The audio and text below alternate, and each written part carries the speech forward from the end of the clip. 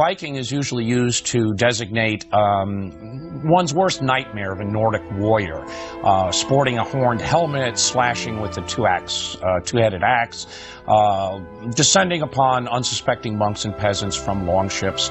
And believe me, we'll have a fair amount of Viking pillage and attacks in Western Europe and in Russia. But this is a stereotype, and it's important to stress that even the Scandinavians in the Middle Ages used the term Viking for a very specific occupation. The best explanation is that the word comes from Norse Vik, meaning a cove or a small fjord. It would be a place where pirates would lurk, and they could prey upon merchant ships. And so to go a Viking or to go out Viking was essentially a way of saying I was going out on a pirate raid. The term then gets extended to cover any Scandinavians between roughly 790 and 1100 who either go on raids or are trading or conquering overseas kingdoms or even engaged in settlements such as Iceland, which is, we speak of the Viking Age settlement. So it's fair to say that Scandinavia from 790 to 1100 experienced what we call the Viking Age, and you can talk of Scandinavian civilization in the Viking Age. On the other hand, the term Viking really should be used to designate Scandinavians overseas, especially as raiders, attackers of Christian kingdoms, and then later as merchants as well as colonizers and eventually as kings. Such as King Canute of Denmark, who conquers England in 1014, 1016. So we need to keep that designation in mind. The other important thing we have to keep in mind is that Scandinavians were known by a number of names overseas. Viking was just one of several. Frankish chronicles, that is the monks who would be writing today in what is Western Europe, France, the lowlands, West Germany, often just vaguely referred to them as Northmen or Normanni, from which we get the word Normans. And that is well known in the prayers that are repeated in the 9th century, "O Lord, deliver us from the fury of the Northmen," a common prayer as a result of Viking raids. In England, where Danes were prominent, usually the Vikings are simply referred to as Danes. The term Norman is used for those Scandinavians who settled in Normandy in northern France. Those Scandinavians from Sweden who operated in Russia are very often known as the Rus, a word of obscure origin. There's several explanations for it. Or Varangians, which means men of the pledge. That's a term used to designate especially Swedes and other Scandinavians who come to serve in the Byzantine armies. That is, they're men who take an oath and fight as a retinue to the Byzantine emperor. But all of these terms are referring to the same people. They are the Scandinavians from this period in the early Middle Ages who are popularly known as the Vikings. Now, we have an enormous amount of information about the Vikings. Unfortunately, most of it comes, at least in the early phases, from their opponents. So we're constantly filtering these monastic chronicles and hostile reports of their victims, and we're balancing that against archaeology and then what the Scandinavians tell about themselves in later generations when they've converted to Christianity. So part of the theme of this course is going to be looking at really three very different sets of evidence. The contemporary literary records, which are written by largely Christians, some Muslim accounts, who see the Vikings as hostile, as their worst nightmare, that stereotypical barbarian. And in the case of the Western Europeans, they're drawing on a very, very old Roman tradition of seeing northern barbarians that way. Then we're looking at all of the work that's been done in archaeology, recovery of ships, for instance, Viking settlements, fortifications. There's really been some significant work that's been done in, say, Iceland on the early settlement patterns. And then finally, we'll be looking a great deal at the sagas and the poetry written in Norse, most of these from manuscripts of the 13th, 14th, 15th centuries, but reporting events going back into the 9th century and earlier. And those present some of their own problems as well. So we have these three very distinct set of sources. As for the stereotypes, I think it's important to dwell on them for a moment because they really do color our notions about the Vikings. And I've taught courses at Tulane with the Vikings prominently figured there. And many of my students always think of, I think there's this commercial of a Visa card where someone doesn't pay and all of these barbarians come surging in. Most people identify them as Vikings. I think they're actually Huns, but that's slightly flashed. And many of my students come up to me and say, well, is that what happened to an English king in the 9th century when he didn't pay his debts? He was descended upon by a group of Vikings. And I assure them, well, it didn't quite work that way. But that stereotype is there, and it's very powerful. It leads to cartoons. It leads to various heroic sagas, novels, other types of genres. It was extremely powerful in the 19th century, and the 19th century fixed a number of our notions about the Vikings. Richard Wagner's Cycle of the Ring, for instance, is based on the Norse version of the legend of the Volsungs, and we'll be talking about the Volsungs later in this course, which is the earliest set of heroes known in Scandinavian literature. And there's a later German version of it in the Nibelungenlied, but Wagner went to the Norse tradition, even though he himself was a German, and really immortalized this conception of the gods, their final destruction. In Norse, that would be Ragnarok, in German, Götterdämmerung, and created this very heroic image. It was also captured in contemporary paintings, and anyone who's gone to some of the palaces of Mad Ludwig of Bavaria can get a very good idea of the types of very heroic and idealized painting of the Valkyries and Sigurd, who slayed the dragon. All of these notions of almost the primeval barbarian who's untouched by civilization. And these notions are also very old. They go back to the Reformation, when Scandinavians and Germans were shaking off the control of the Roman Catholic Church and very often pointed to the Vikings and the Scandinavians as their original ancestors. And so you have this very, very powerful, heroic notion that is really capsulized in the 19th century music and literature. It then, unfortunately, gets matched up with some German political ideology at the end of the 19th century, and presto, you have your Aryan ideology of the 20th century, the Second World War, in which some of these myths and legends were invoked by the Nazi regime in ways that I think would really stun most Viking kings and warriors of the Middle Ages. I couldn't imagine how these images would get misused. Modern scholarship since the Second World War has really taken a new look at the Vikings. And there has been a great deal of work done on not only the archaeology, but understanding the sources, both the Scandinavian as well as the Western European sources. There has been a tendency among some scholars to revise our opinion. Some of these notions have gone a bit extreme. Professor Peter Sawyer has pioneered some of these arguments in a really seminal work that came out about 30 years ago on the age of the Vikings, and he tends to downgrade the importance of the raids, the size of the raids, the amount of money that might have been taken in plunder or dangald, which is essentially a Viking, it's a payoff. The Vikings essentially fine the Frankish king in silver, and that's called dangald, payment of money to the Danes. It's also paid in England. And these numbers have been reassessed. This has led to revisions about the importance and impact of the Vikings, how much of a destructive impact they had. It's often noted that Western Europe at the time of the 8th and 9th centuries was a pretty violent place, and the Vikings were just, part of the general landscape of mayhem that characterized most of medieval Europe. There has also been a tendency in the revisionist scholarship to stress the continuity between the Viking Age and the earlier periods as well as the later periods. For instance, agricultural change is almost non-existent.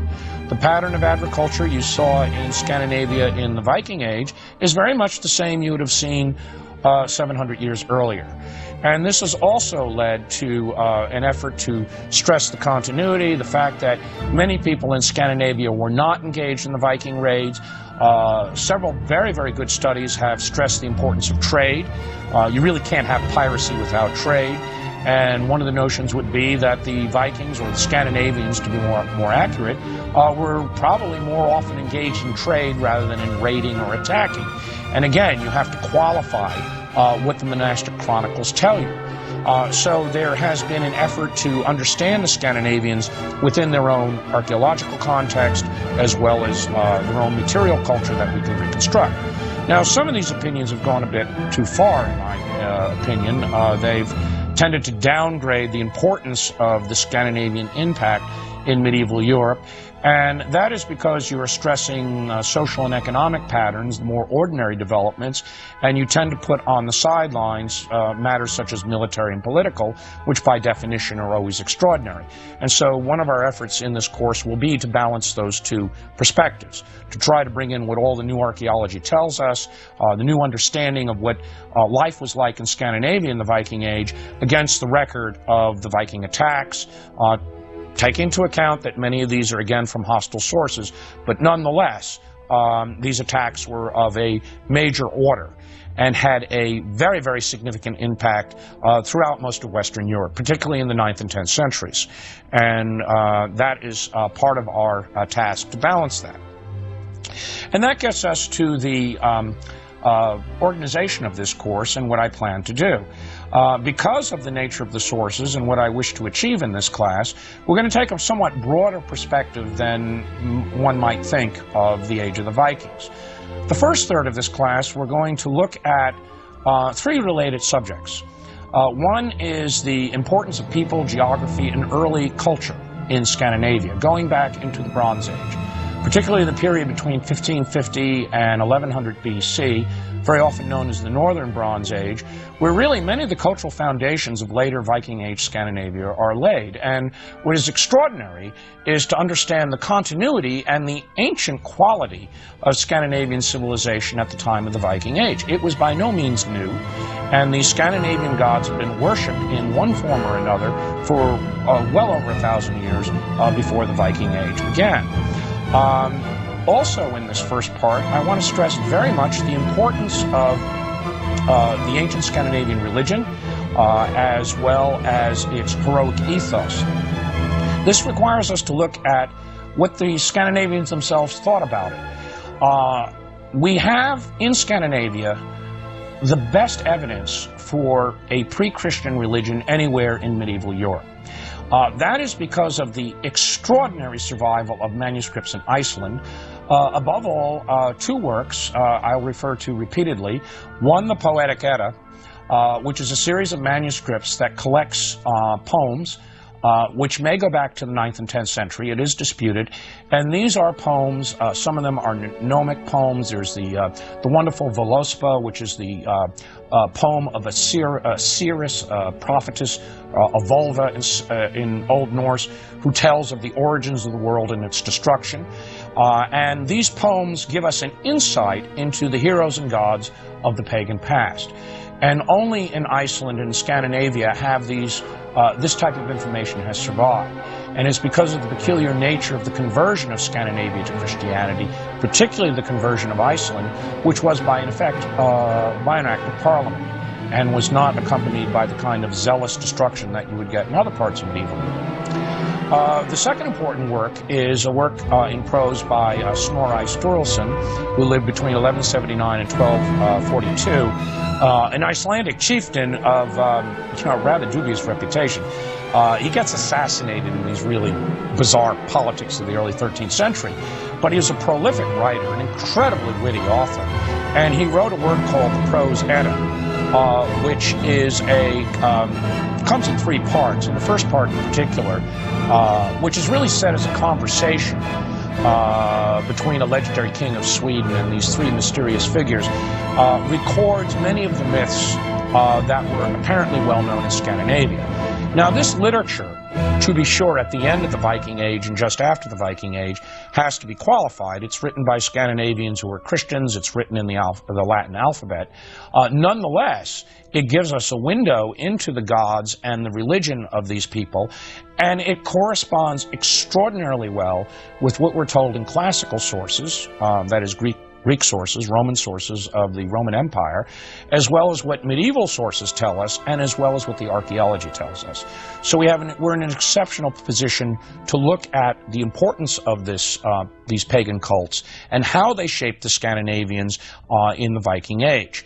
And finally, the breakthroughs in shipbuilding and warfare are part of that Scandinavian background. So that is what we will look at in the first third of this course.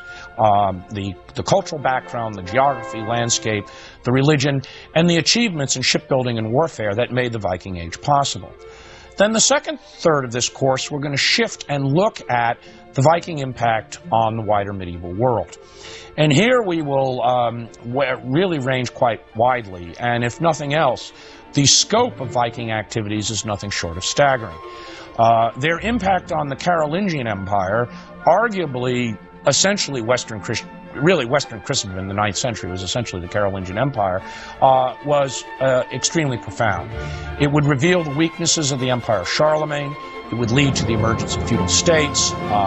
Most of the feudal states of Northern Europe, actually the states that went on crusade in the 11th and 12th century, can be traced back to lords who emerged during the Viking Age, who could fight off Viking attacks, consolidate their area where the monarchy had failed. And so the Viking attacks really have a very important role in propelling the development of what we would call feudal Europe.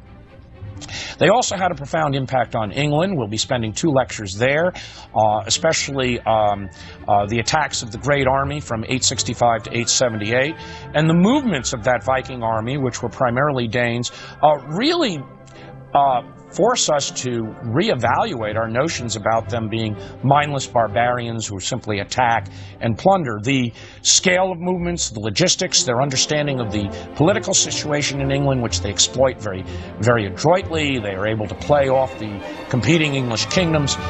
Within a matter of 15 years, they overthrow 3 English kingdoms and virtually bring King Alfred to his knees. It really is an extraordinary story in and of itself. And so the Viking impact in England really does make the Kingdom of England possible.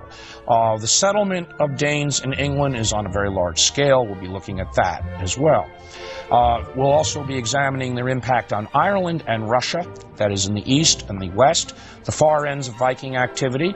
And remarkably, those 2 experiences, one of Norwegians in Ireland and Swedes in Russia, are really quite comparable in many ways. And we will see that the results will be quite different. In Ireland, it does not lead to any political unity. In Russia, it leads to the creation of this Orthodox kingdom around Kiev, which becomes the basis of the Russian state. But in their initial stages, Norwegians and Swedes were essentially after the same thing. They were engaged in the slave trade, they were engaged in raiding, they set up important ports, or in the case of Russia, fortified market towns on rivers to develop trade routes. And so that both in Russia and Ireland, you'll see a very, very similar pattern in the way the Scandinavians operated overseas. And finally, in this second third of the course, we must look at perhaps the most daunting and impressive of all of the Viking achievements, and that is their tackling of the North Atlantic. These are the first people who sail outside of the sight of land. And the discovery of the North Atlantic islands, the Shetlands, the Faroes, Iceland, Greenland, and ultimately their brief venture into Vinland really has fired everyone's imagination. Most Americans, at least, immediately recognize the names Eric the Red, really responsible for what I always think the first land fraud in Western European history. I mean, he settled Greenland by giving it the name Greenland. And why the Icelanders followed him? Well, they were really desperate for free land, the ones that went along with him. And his son Leif the Lucky, who's credited with the discovery of North America. This is really an extraordinary venture.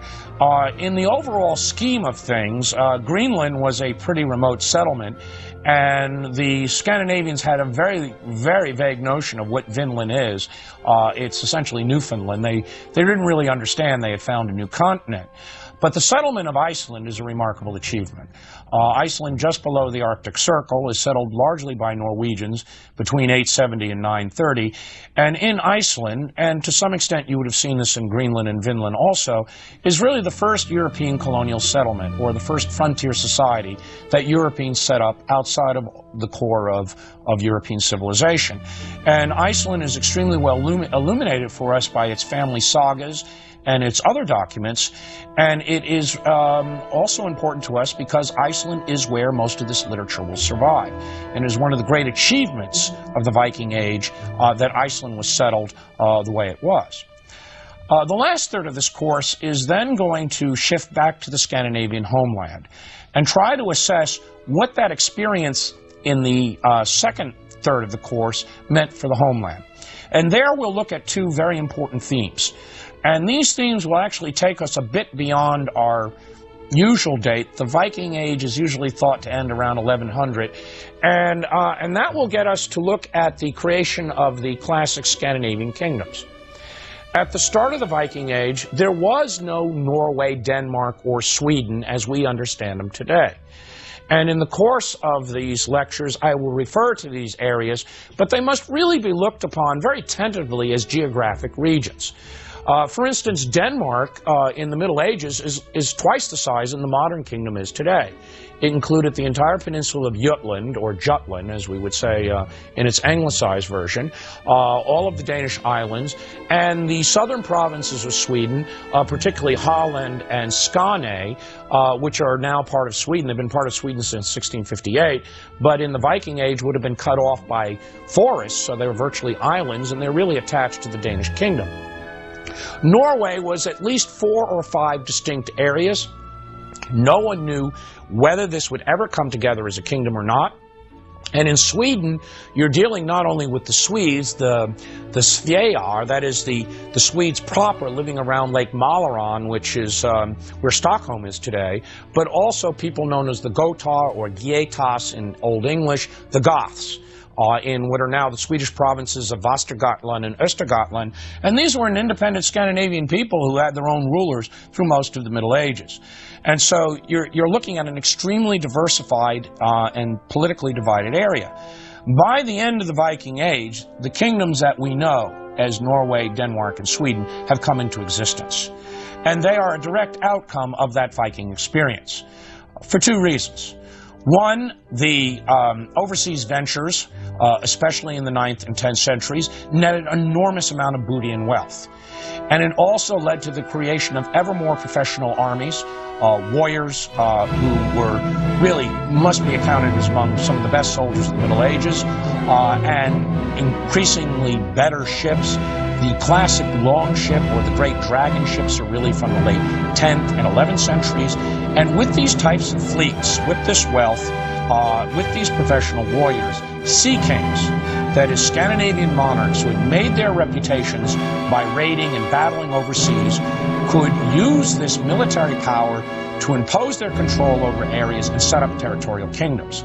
We see this first in Norway with King Harald Finehair, operating somewhere around 880 to 930, who gives the first definition to Norway, and it's sea power that enables him to do this. In fact, it's the only way you could ever run Norway is by the sea. Less than a generation later, the same is achieved in Denmark with a figure by the name of Gorm the Old, who creates a kingdom in Jutland, and eventually that comes to encompass the Danish kingdom of the Middle Ages I just described. It's later in Sweden. The Swedish kingdom is really almost a composite between those two groups, the Swedes and the Goths, or the Gotar. But even by 1100, there clearly is going to be a Swedish kingdom. It's a question of what family is going to rule and what of the two groups is going to have the major say in this. But there is a capital, the kings have converted to Christianity, and there will be a Swedish kingdom. And that's an important point to stress, because today in Europe, among the various political structures that exist today, with the exception of England, the 3 Scandinavian kingdoms can quite legitimately trace their descent back to the kings and the institutions that were set up in the Viking Age. Only England has that same claim, that it has a continuous monarchy. Well, you know, there's a slight interruption with Cromwell that goes back into the Middle Ages as well. And that is an extraordinary achievement coming out of the Viking Age, that these kingdoms were forged.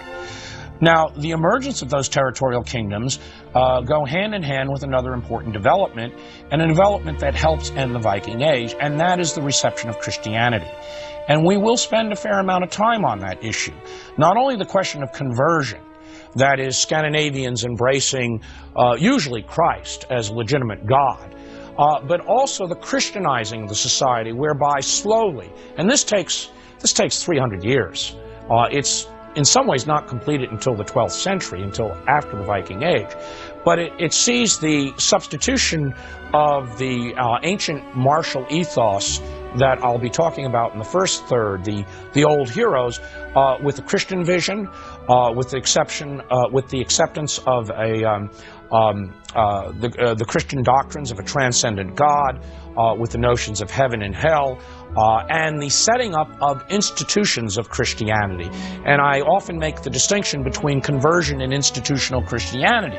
Institutional Christianity would be bishops, the churches, the whole structure of the medieval Western Church, which those territorial kings, those sea kings, will impose.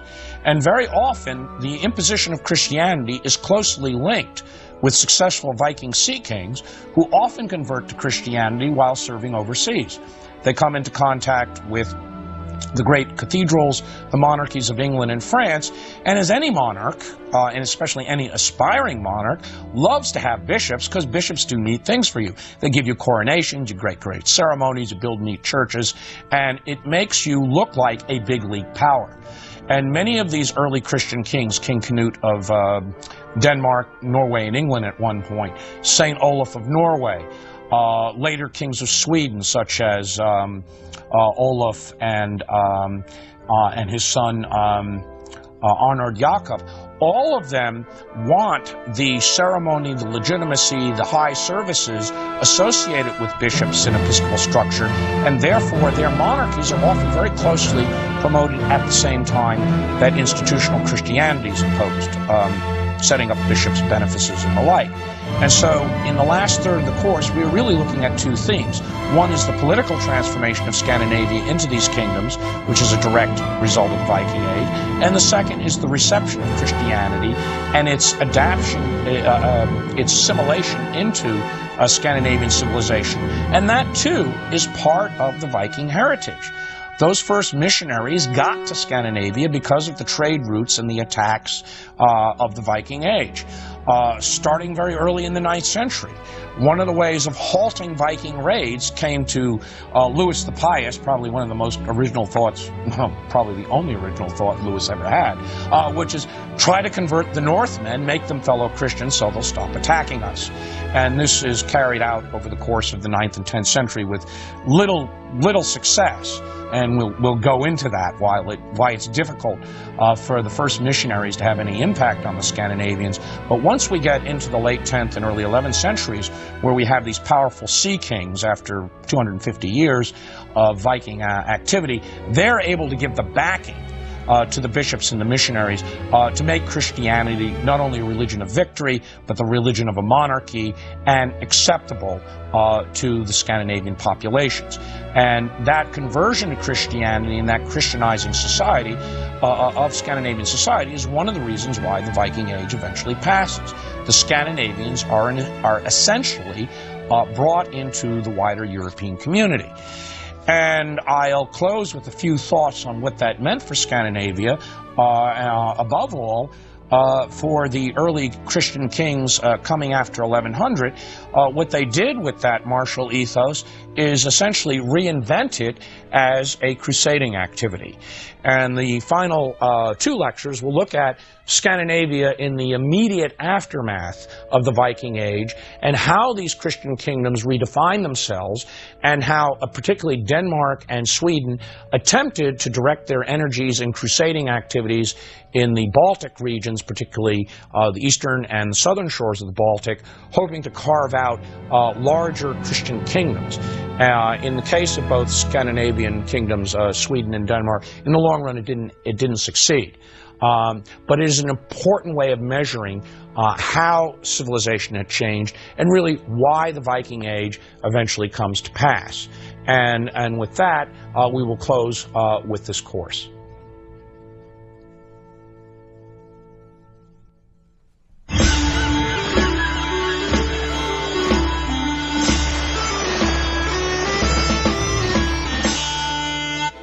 In this lecture, I plan to introduce the lands and peoples of Scandinavia, and this is a opportunity to stress some of the major features in the Scandinavian landscape, and that will notably be the northern climate, the forests and the seas, that will dictate Scandinavian history really from the start of agriculture in what we call the Neolithic period, starting somewhere in 4000 BC, through the entire of our course, through the end of the Viking Age in 1100 AD, and even beyond. I also want to introduce the ancestors of the Scandinavians, the people who eventually gave rise to the Danes, Swedes, Norwegians, the people of the Viking Age.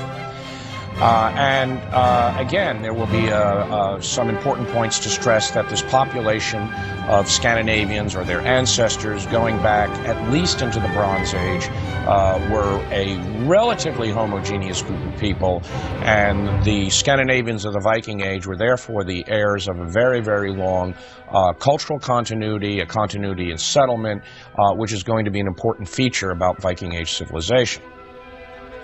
Well, first I should start with the term Scandinavia. The term is used geographically to define the peninsula that is shared by Norway and Sweden. And in that restricted sense, it's correct to speak of the Scandinavian peninsula. And that peninsula is really rather deceptive because it doesn't imply the unity that most maps would tend to give the viewer. A map is a two-dimensional reproduction of a three-dimensional reality. Norway is cut off from Sweden by a really impressive mountain range, the Kjolen or the Kiel, which essentially breaks off the two kingdoms, the two future kingdoms. So Norway faces to the North Sea and the Atlantic, whereas Sweden orients east on the Baltic. And so when Scandinavia is used in this course, it's more than just that geographic term. It refers to the Scandinavian peoples. It has much more a cultural sense. And there we have to include Denmark. And Denmark, I noted in the first lecture, politically is much larger than the modern kingdom. It's over twice the size. But Scandinavia includes the peninsula of Jutland, or Jutland as it's often anglicized, which is partially German territory today. Most of Schleswig is now in German territory. It would have been part of Denmark in the Middle Ages. It includes the Danish islands, notably the great island of Zeeland, or Zealand, as we say in English, Finn, or Funen, as it's sometimes rendered, Lolland and Falster, which are the four big islands. It includes the islands in the Baltic, Bornholm, now part of the Danish kingdom, and the islands of Åland and Gotland, which are attached to the Swedish kingdom, and Gotland will play an extremely important role in commercial activities, well, really from the very start of the Bronze Age and running through the Viking Age and beyond. Finland. Notably, the islands between Sweden and Finland today, the Åland Islands, which are really inhabited by Swedish speakers, but are now part of Finland. They were awarded to Finland by the old League of Nations. And Finland, notably its southwestern and southern shores, are culturally very closely linked to Sweden and therefore to Scandinavia. And even today, Finland is often included in Scandinavia in that cultural sense, because the Finns came under very, very close, profound influence from Scandinavian civilization. We will find that actually Finns team up with Swedes to form part of the Rus, the Vikings who operate in Russia from the 8th through the 11th centuries. And so Finland, while inhabited by peoples who speak a completely different language, Finnish is a agglutinative language with its own structure, very, very different from the Germanic languages of Scandinavia. Nonetheless, culturally, Finland is part of this world. And finally, Iceland, the Faroe Islands in the North Atlantic. These are colonies that are established in the Viking Age. They, too, are part of that Scandinavian cultural unit today. Well, with that definition, let's look at some of the key features that will influence Scandinavian history, and the landscape will shape very much human activity and the culture that emerges in Scandinavia by the Viking Age. Well, first and foremost, the northern climates. This is something that most viewers are familiar with. Scandinavia immediately denotes a cold place, and understandably so. The winters can be brutal, especially in Norway and Sweden. Denmark is more favored because it's much farther south. and it receives many of the benefits of the warmer climate being generated by the North Atlantic Drift, or the Gulf Stream as we call it. But even Norway benefits from that Gulf Stream, so that habitation and certain types of farming and stock raising is possible in Norway, all the way up along the northern shores of Norway, Hålogaland, that is areas that are just below the Arctic Circle, just beyond the Arctic Circle. It's extraordinary how far north the Norwegians will be able to plant their settled life.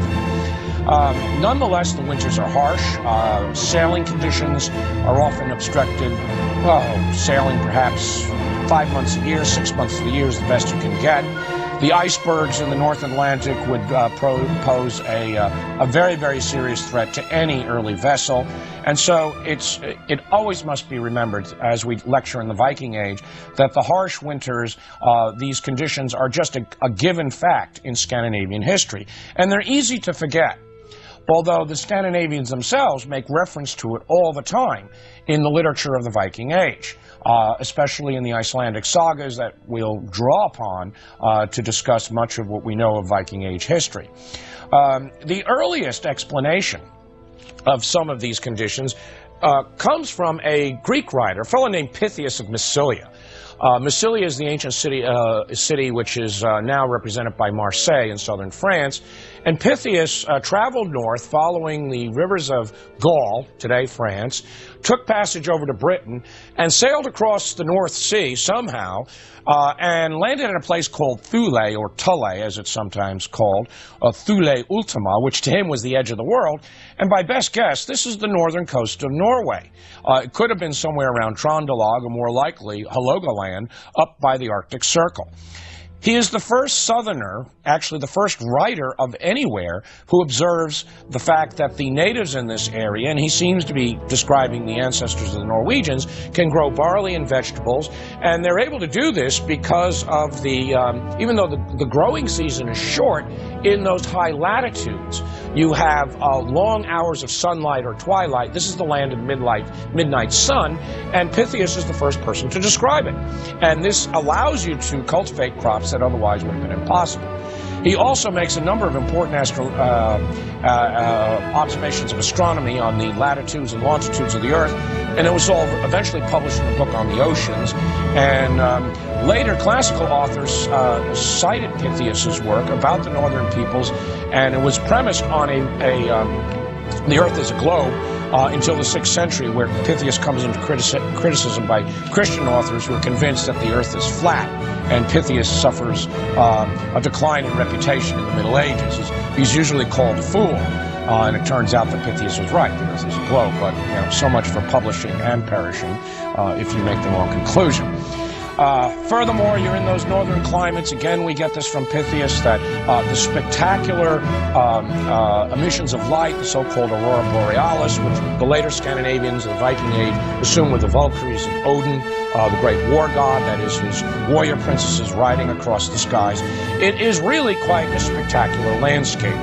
And furthermore, Scandinavians very early learned to adjust to this landscape and exploit its possibilities even in the winters. For one, a great deal of trapping and hunting could occur in the winter, as well as a fair amount of local and regional trade. From an early date, the Scandinavians, and before them the Lapps, the people now known as the Sami, who are in the extreme sections of Scandinavia and Finland and northern Russia, learned to travel at winter by the creation of skis and of sleighs and skates. There's a considerable amount of travel that can go overland on frozen rivers, and there are occasions when the Sund, or the Öresund, of that narrow strait between the Danish island of Zeeland and southern Sweden, Skåne, will freeze, and you can actually move people and goods across the ice. And so the winters, in some ways, turn out to be a way of transportation. Furthermore, the long winters precondition a lot of social habits and attitudes we'll see in Scandinavia. It was wrong to deny hospitality to travelers, particularly in wintertime. And in later Scandinavian legends and myth, those could be gods. And if you turned aside, it could be the god Thor and Loki traveling in disguise. You certainly don't want to turn away strangers for that. Poets, bards, men who were expert in the recitation of the great poems and legends would always find a welcome in the great halls of kings and jarls is the Scandinavian equivalent of an earl, whenever they came knocking in the long winter time. In the early spring, before you could do the planting and the sailing, the great halls were generally the centers of all sorts of festivities, boasts, religious activities. And so, from the start, the northern climate will precondition or influence a lot of the social and even religious attitudes of Scandinavians. And I mentioned two in passing, and one is the fact that in the Scandinavian conception of the afterlife, the worst conditions one can come up with is cold and the blue color of death, and hence Niflheim, the underworld of the Scandinavians, is a cold place. And I often wonder what early pagan Vikings must have made of Christian missionaries talking about hell as a place of fiery torment. That made no sense to Norwegians and Swedes.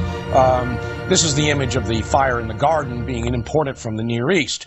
And even the depiction of the devil in later European art, starting from the 14th and 15th centuries, where he's depicted as blue, that comes out of an old Germanic tradition of the blue color of death.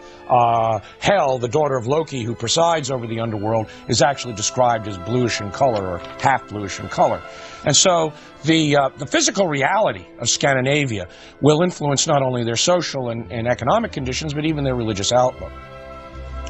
Another important feature in Scandinavian history will be the great forests.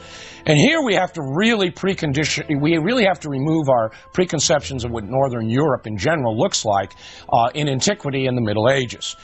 The farms and the neat villages and towns with their beautiful churches and steeples, the very carefully manicured landscape of Western and Northern Europe today is something that has evolved over the centuries. In the Viking Age and before, Scandinavia was covered with dense forests. And Scandinavia was largely cut off from the rest of Europe by those forests. The only overland access into Scandinavia was a track later turned into what is known as a corduroy or wooden road. It's essentially laying logs down. This is known as the Harvek in Scandinavian accounts. It means the army way. And that was a route that traveled from Germany across Jutland to the northern end of Jutland. It dead-ended at the northern shore of Jutland.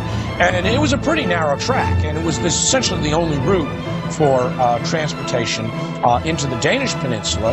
And then from there, you would have to take passage by sea.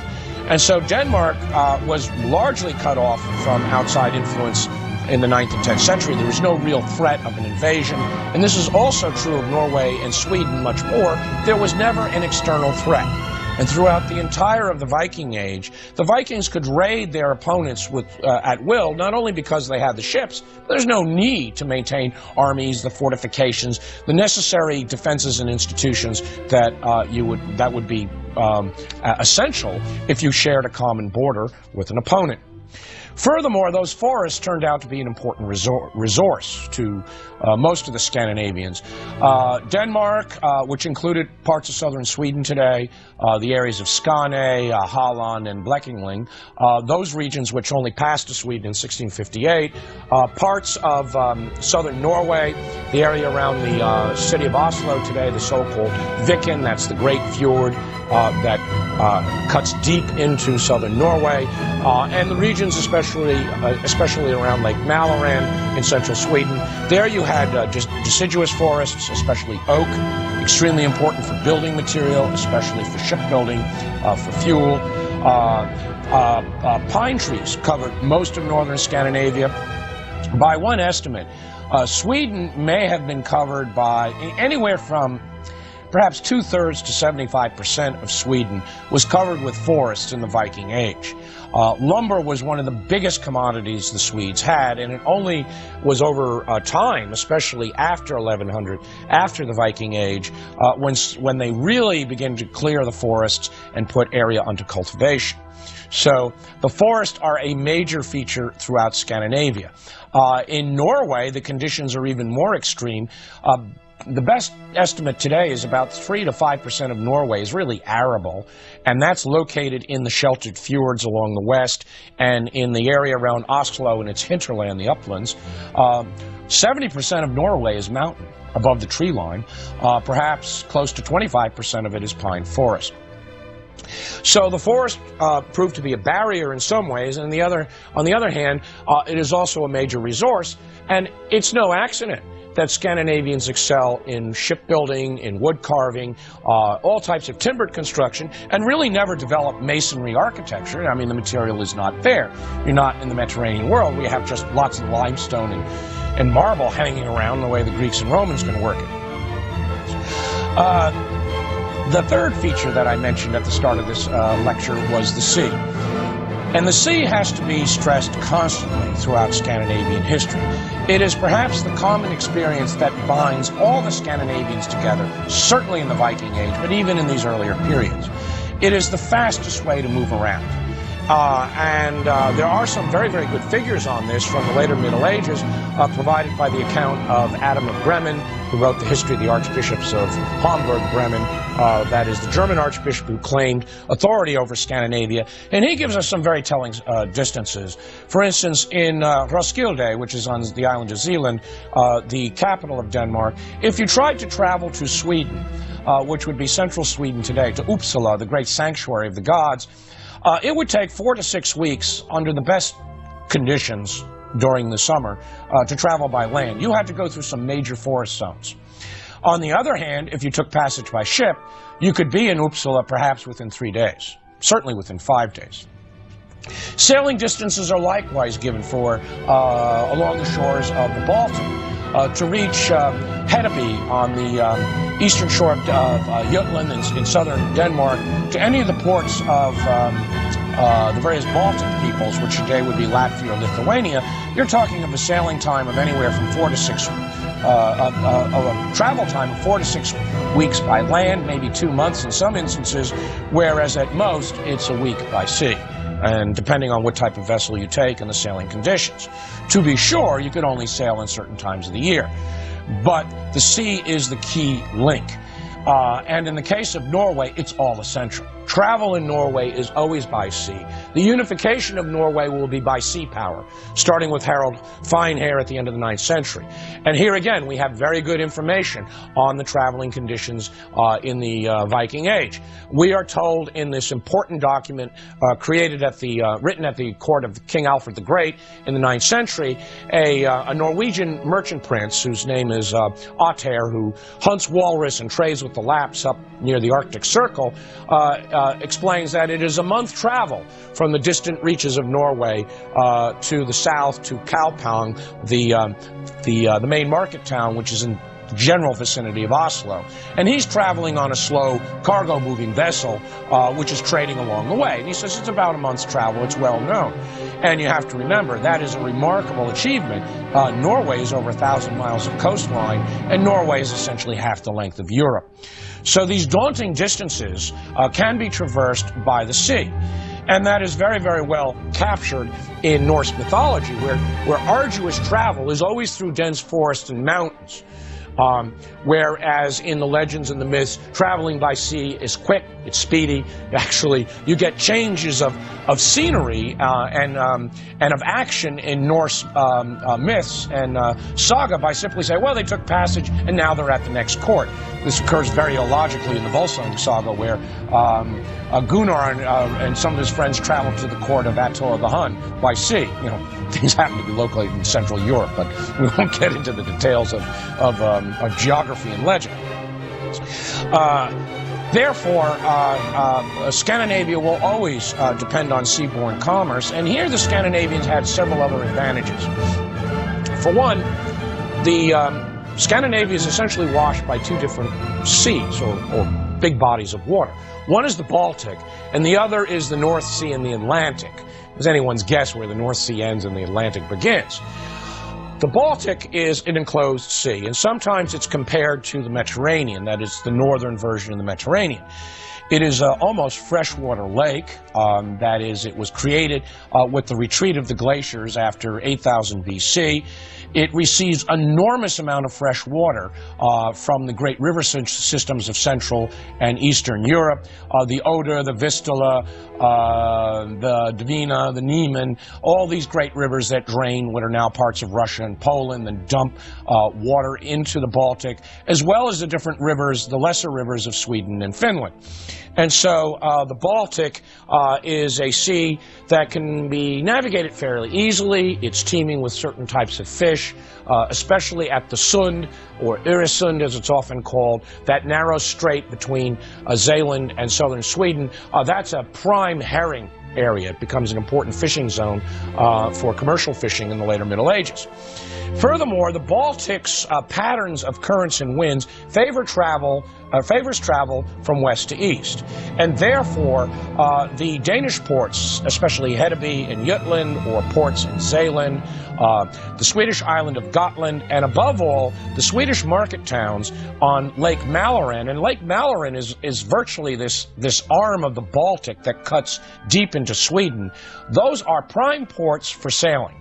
That is where most of the sailing goes. It goes from west to east. So the Scandinavians from the start have an advantage over the other peoples of the Baltic because it's much easier for them to navigate.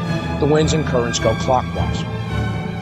Furthermore, Lake Mälaren offers sheltered ports, and you can move your ships into places like Helgo or Berka, important ports in the age of migrations and the Viking age respectively, load up with lots of goodies and then take off for points east. The Baltic is not an easy sea to navigate in many ways. It's subject to sudden squalls, storms, and above all, mists. And mists are perhaps the most dangerous conditions for sailing in the Baltic and are always seen as ill omen. And immediately, if your ship is encased in mist, some sorcerer is throwing a spell over you, and you better invoke Thor pretty quickly to dispel it.